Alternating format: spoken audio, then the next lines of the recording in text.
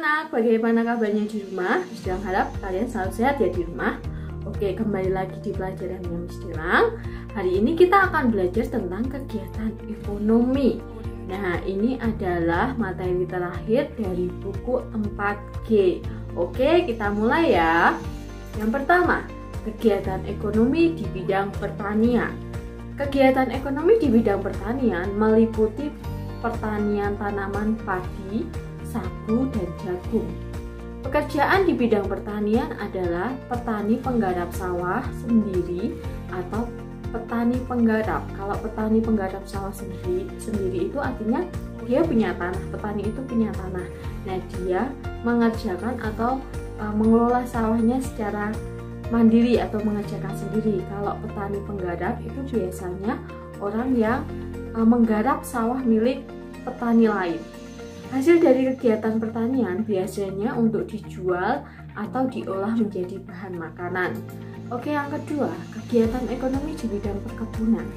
Bidang perkebunan mencakup kegiatan pembudidayaan seperti kelapa, karet, coklat, teh, dan lain-lain. Kegiatan perkebunan banyak dilakukan perusahaan pemerintah atau swasta. Pekerjaan yang berhubungan dengan kegiatan perkebunan yang pertama itu ada penggarap kebun dan ada pemilik kebun. Oke, yang selanjutnya kegiatan ekonomi di bidang peternakan. Kegiatan di bidang peternakan meliputi peternakan kambing, peternakan itik, peternakan ayam.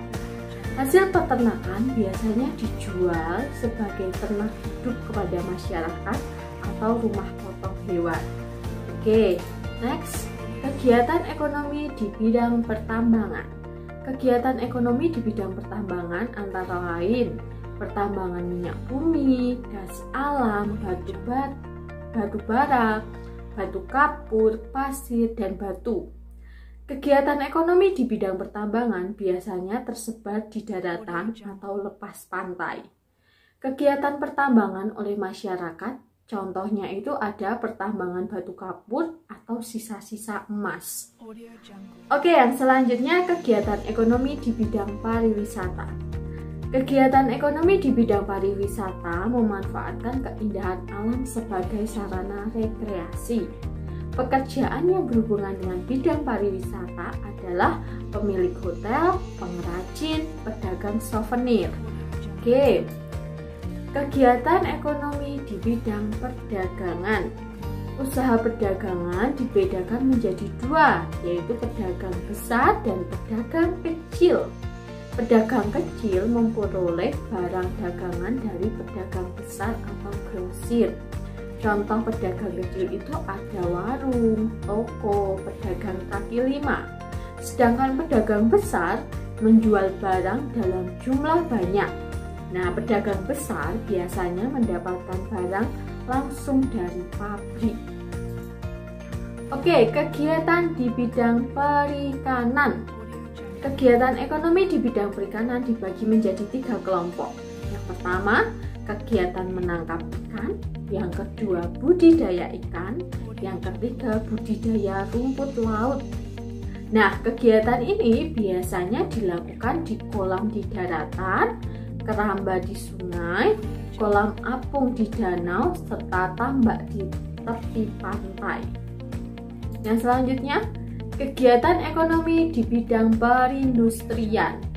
Kegiatan ini mengelola barang mentah menjadi barang jadi. Bahan mentah diperoleh dari sumber daya alam. Kegiatan ini biasanya dilakukan oleh kelompok ataupun perusahaan. Contoh perindustrian yang dilakukan oleh perusahaan besar adalah industri alat-alat elektronik, bahan makanan, sedangkan contoh industri kelompok adalah kerajinan anyaman dan keramik. Kegiatan ekonomi di bidang jasa. Usaha di bidang jasa memberikan sesuatu yang diperlukan orang lain. Contohnya, guru memberikan jasa mengajar, dokter melayani pasien, sopir bus melayani penumpang untuk mengantar ke tempat tujuan. Oke, hari ini Miss Dilang akan memberikan tugas. Nah, tugasnya itu hari ini kita akan mengerjakan soal latihan persiapan PTS 2. Jadi silahkan kerjakan, jika ada kesulitan silahkan hubungi Miss Dilang. Oke, soalnya ada di atas, nanti Miss Dilang juga memberikan linknya lewat WA. Jadi silahkan cek tugas hari ini. Oke, dadah, sampai jumpa di video selanjutnya.